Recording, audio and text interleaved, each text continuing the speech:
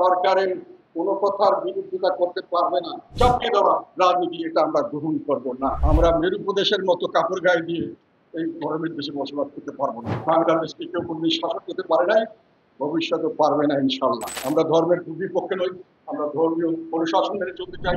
ধার্মিক কিন্তু একই সঙ্গে সার্বিকভাবে মানুষের বসবাস করতে চায় একটা সহনশীল পরিবেশে, সবার সঙ্গে সকলে মিলে, এবং একটা লিবারাল এবং মধ্যপন্থী কিন্তু তারা আমরা সাম্প্রদায়িক লোক নই।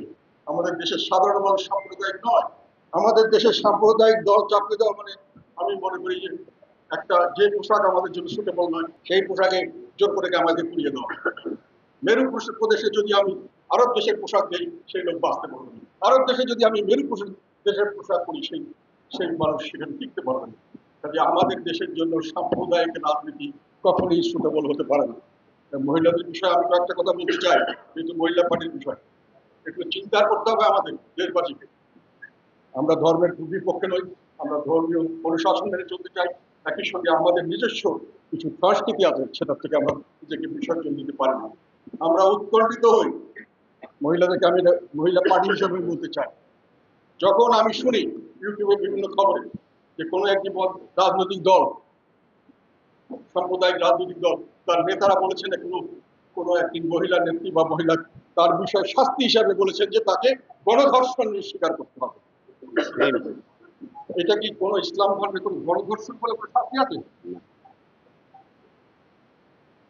আবার আমরা দেখি আমাদের রাজনৈতিক দলের নেতারা এমন একটা দেশে গেছেন যে দেশে মহিলাদের লিখিত কোনো পুস্তক পাঠ করা যাবে না, কোনোখানে দেখা যাবে না, তাদের লেখাপড়া, মহিলাদের লেখা বই পড়া যাবে না। আবার শুনি যে সেই দেশে আবার ইন্টারনেট কানেকশন পাওয়া যাবে।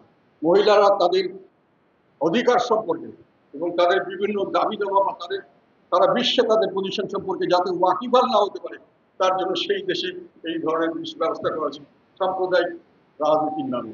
আমরা কি সেই রকম রাজনৈতিক নেতাদের এই রাজনৈতিক আদর্শকে সামনের দিকে মেনে নেব?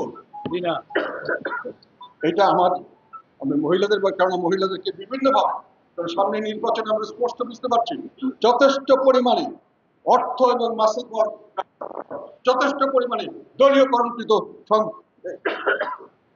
প্রশাসন এবং বিভিন্ন প্রতিষ্ঠানকে ব্যবহার করা হবে করে নিজের পক্ষে ভোট নেওয়া হবে, যেটা শেখ হাসিনা করেছিলেন। যারা ভোট দেয়নি বিএনপি জামাতের লোক, সেই ভোটগুলিকে উনি নিজের বাক্সে যাকে ইচ্ছা তাকে দিয়ে তাকে জয়ী করেছিলেন।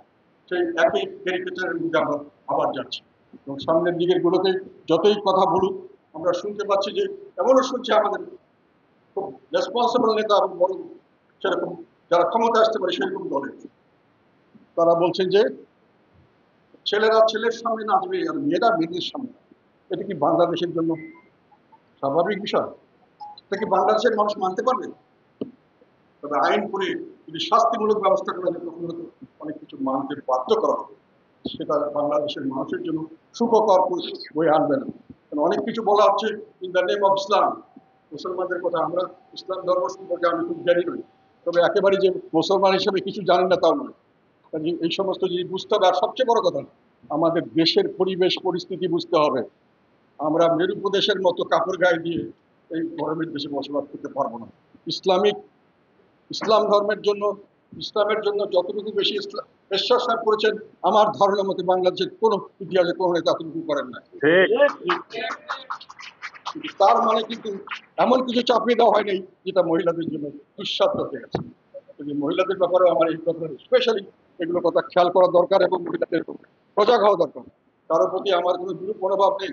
সবাই রাজনীতি করবেন, সবাই রাজনীতি নিয়ে থাকবেন, কিন্তু ক্ষমতায় গিয়ে সম্পূর্ণ শাসন ব্যবস্থা পরিবর্তন করবেন গায়ের জোরে, নিজের দায়িত্ব নিয়ে যে আমরা কি আমাদেরকে জনগণ ম্যান্ডেট দিয়েছে। আর হানা ভোটের কথা বলেন, হানা ভোটটা আমরা অনেক দিয়েছি, যেখানে হানা ভোটে এমন দেখেছি যে 100%-এর জায়গায় 110% ভোট হয়ে গেছে। ওইসব দিয়ে কাজ হবে না।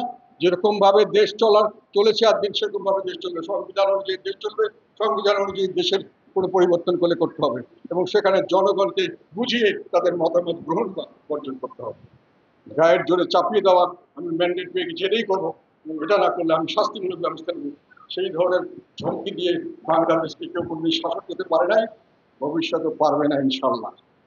এই কথাটা আপনাদের বলে দিচ্ছি যে জাতীয় পার্টি কখনো কারোর লেজের বিক্রি করে না, জাতীয় পার্টি কোনো কারোর সাথে দালালি করে নেই, কোনো সময় দোষরগিরি করে যারা করেছে তারা চলে গেছে, আমাদেরকে দিয়ে করানোর চেষ্টা করা হয়েছে, তাদেরকে দিয়ে আবার দল ভেঙে আমাদেরকে তাদের কাছে তাদেরকে সাপোর্ট করার জন্য বাধ্য করার চেষ্টা করেছে।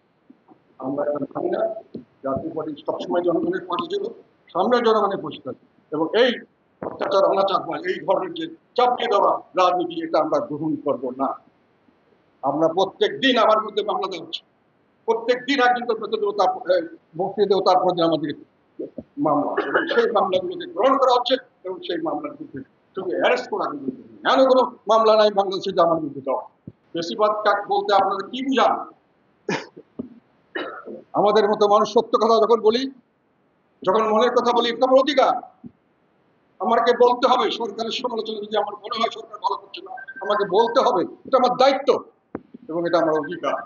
সেটা করলে যে করবে, ৭১ মঞ্চ করেছে, ওদেরকে এখানে ফিরা দিয়ে হই হই করে বাঁচিয়ে নিয়ে গিয়ে জেলে দিয়ে দিয়েছে, আর যারা হই হই করেছে তাদের কিছু বলা হয়। মেসেজ কি?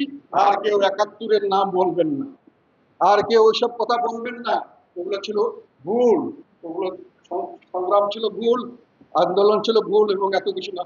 এটা হলো সব ষড়যন্ত্র পাশের দেশের, এবং যারা করেছে সব বেঈমান।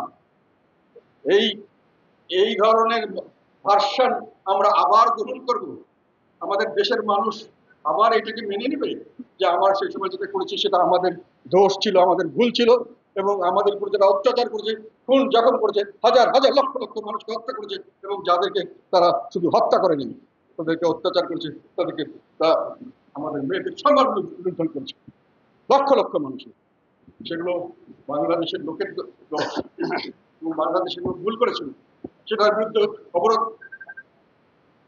সেটার বিরুদ্ধে দাঁড়িয়ে কি মানুষ ভুল করেছেন? আমরা কি এখন এসে এই সবক আমাকে নিতে হবে যে আমরা ভুল করেছিলাম?